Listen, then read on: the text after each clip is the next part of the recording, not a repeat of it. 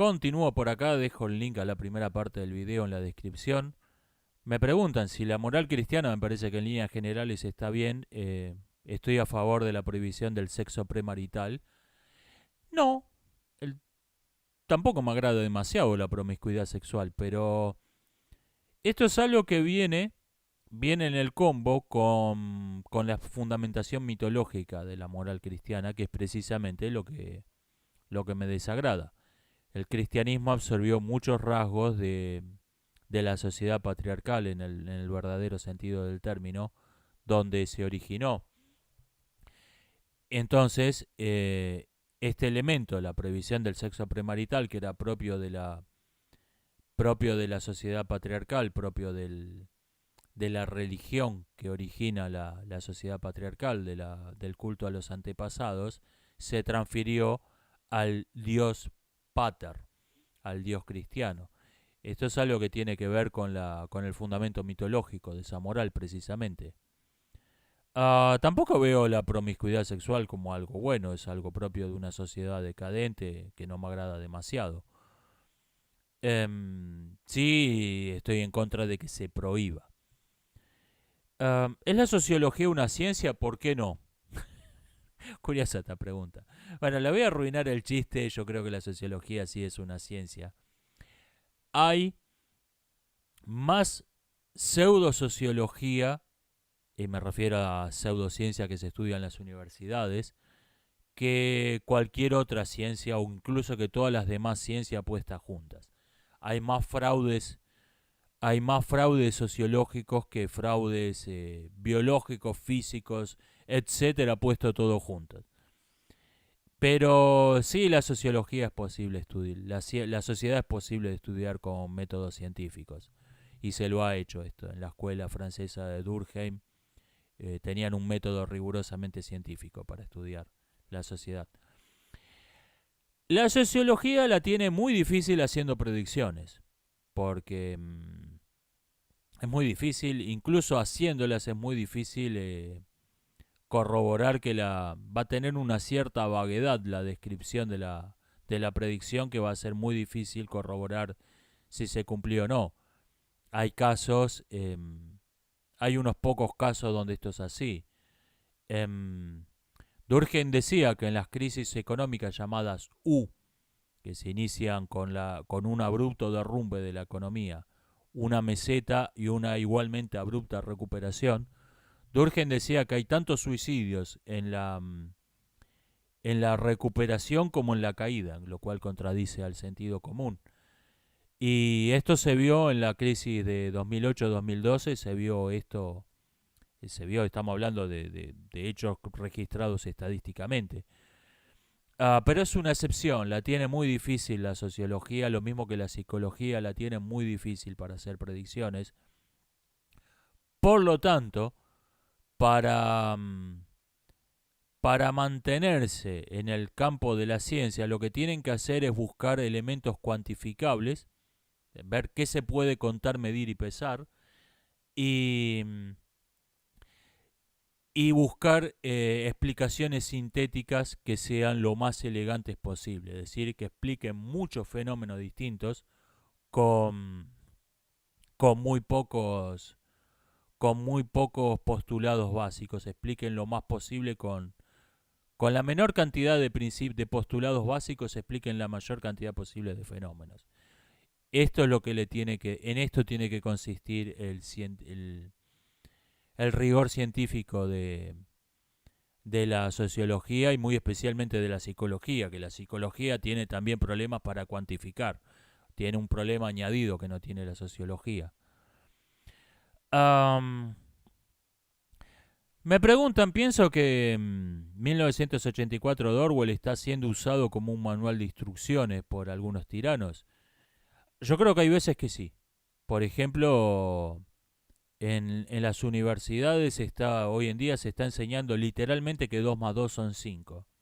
Y eso no puede ser una casualidad. Eso lo tomaron de 1984. No puede ser coincidencia. No puede ser coincidencia que alguien esté enseñando que 2 más 2 son 5. No puede ser una casualidad. Y Por ahí tomaron ideas, tomaron técnicas. eh, Probablemente esté siendo usado como un manual de instrucciones. ¿Hasta qué punto? No lo sé, pero es probable. De hecho, por lo menos en un caso es seguro.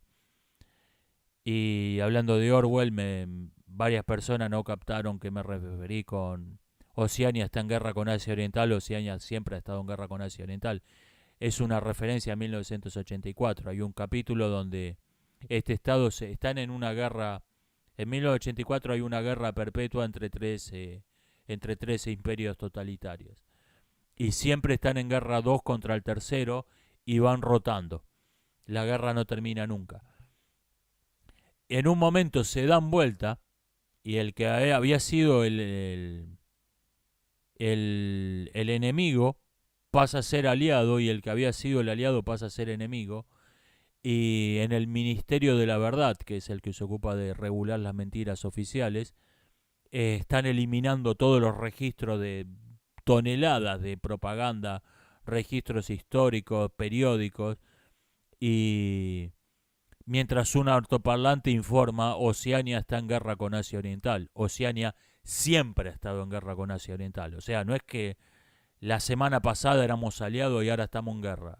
Y Orwell está parodiando, en ese pasaje de 1984, está satirizando la actitud británica hacia los nazis antes y después de la invasión de Polonia. Pero, por ejemplo, lo hemos visto esta semana con de repente la ridícula teoría de conspiraciones de del origen en un laboratorio del virus, de repente pasó a ser lo que dice la ciencia. Ah, yo hice un video, los primeros videos del canal hablando de Es posible 1984, y yo decía que los cambios los cambios abruptos en el discurso oficial iban a llevar a que nadie se lo pudiera tomar más en serio. La gente iba a decir, ok, ahora estamos en guerra con Asia Oriental. Ok, sí, seguro, siempre estuvimos en guerra con Asia Oriental. Claro. Pero iba a decir que yo pensaba que eso no puede ocurrir. Pero lo que estoy viendo en la realidad, en esta realidad que tiene tanto de orwelliana, es que realmente la gente se adapta más de lo que yo pensaba a esos cambios abruptos en el discurso oficial. Um, Te dice, siempre estuvimos en guerra con Asia Oriental, te lo digo, convencida. Se adapta más de lo que yo pensaba. Sí noto, sí noto el efecto de saturación, el efecto de a pesar de que están haciendo el mejor esfuerzo para creerse lo que le están diciendo, no pueden muchas veces. Y de todos modos es más posible de lo que yo pensaba. 1984. Yo lo que estoy viendo en la realidad es que el efecto de saturación está ante los cambios abruptos del discurso oficial. El efecto de saturación existe, el efecto de saturación se produce, la gente le cuesta tomárselo en serio, pero no tanto como pensaba. Veo que hay una adaptación asombrosa a un discurso que cambia continuamente, que no tiene el menor sentido, que lo que ayer era tabú, hoy es obligatorio y viceversa. Se adapta mejor de lo que yo pensaba, la mayoría. Sigo pensando que finalmente el efecto de saturación se va a imponer, como pasó, creo, en la Unión Soviética, donde ya llegó un punto en que fue imposible aceptar los disparates del discurso oficial y nadie se lo tomó en serio. Y cuando nadie se tomó más en serio el discurso oficial, el régimen se colapsó. Pero tardó 80 años. O sea, voy cortando por acá. Nos estamos viendo hasta la próxima.